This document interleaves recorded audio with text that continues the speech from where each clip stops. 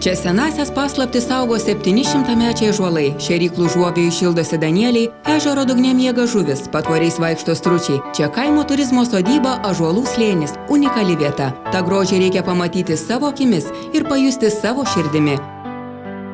Kaimo turizmo sodyba Ąžuolų slėnis svetingai pasitinka kiekvieną. 100 vietų erdvi konferencijų salė, 80 svečių talpinanti popuvių salė, viliojanti žydrakis baseinas, atpalaiduojanti sūkurinė vonia, karštas pirtelės garas, komfortiški kambariai, pro kurių langus atsiveria nepakartojami gamtos vaizdai. Maloniausių jausmų proveržį pajus ir įsimylėjusių vienas kitą širdis, ir tie, kurie apsisprendė sumainyti aukso žiedus, ir turintys verslo planų. Sodybos virtuvė siūlo išskirtinį meniu.